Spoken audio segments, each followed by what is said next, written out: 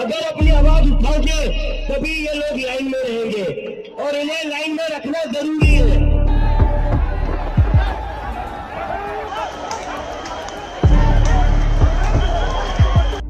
ভারতে ইতিমধ্যে অবসান হলো শিক্ষার্থীদের নজিরবিহীন আন্দোলন। প্রায় প্রতিদিনই চলছিল পুলিশের সাথে তাদের সংঘর্ষ। এরই মাঝে শত শত শিক্ষার্থী আহত হয়েছে। তবে অনেকেই বলছেন ভারতে কালার রেভলিউশন হবার সম্ভাবনা নেই, কারণ তাদের রক্তে বিদ্রোহ নেই। তারা নাকি বিদ্রোহ করতে জানে না। কিন্তু আসলেই কি তাই? চলুন আজকে দেখি ইতিহাস কি বলে।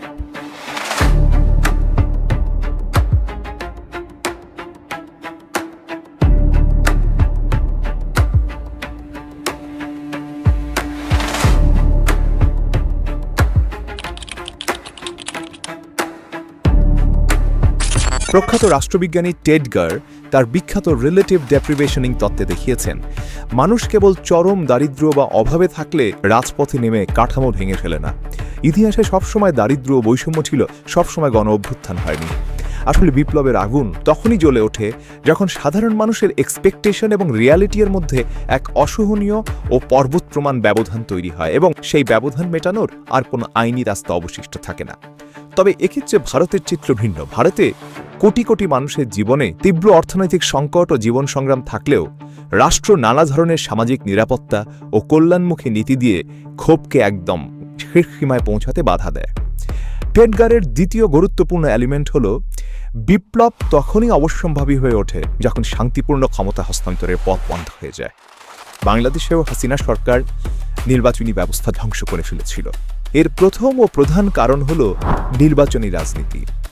রাজনৈতিক বিজ্ঞানের একটি মৌলিক ও গুরুত্বপূর্ণ ধারণা হল, যখন ক্ষমতা পরিবর্তনের বৈধ ও প্রাতিষ্ঠানিক পথ খোলা থাকে তখন চূড়ান্ত বিপ্লবের সম্ভাবনা স্বভাবতই কমে যায়। ফলে জনগণের দীর্ঘদিনের পুঞ্জীভূত অসন্তোষের একটি বড় অংশ রাজপথে রক্ত ঝরানোর বদলে ব্যালট বাক্সে বোতাম টিপে প্রকাশের সুযোগ পায় দেশটির প্রাতিষ্ঠানিক ও ফেডারেল কাঠামোর ভেতরে।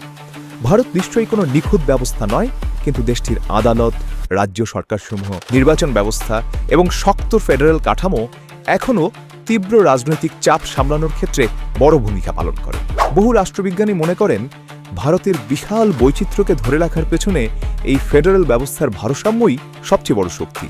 কারণ অনেক আঞ্চলিক বা স্থানীয় ক্ষোভ পুরো দেশকে গ্রাস না করে রাজ্য পর্যায়ের কাঠামোর ভেতরেই সীমাবদ্ধ থাকে।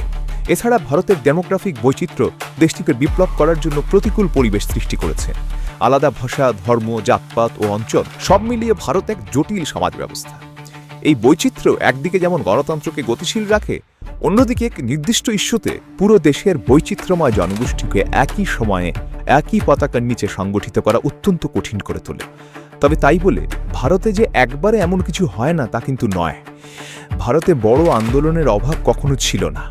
1974 সালের জয়প্রকাশ নারায়ণের সম্পূর্ণ ক্রান্তি, জরুরি অবস্থার বিরুদ্ধে অভূতপূর্ব গণপ্রতিরোধ, 2011 সালের আন্না হাজারের দুর্নীতিবিরোধী সংগ্রাম, নির্ভয়া আন্দোলন, শাহিনবাগ কিংবা 2020 থেকে 21 সালের কৃষক আন্দোলন সবই প্রমাণ করে যে ভারতীয় সমাজ প্রতিবাদ করতে জানে।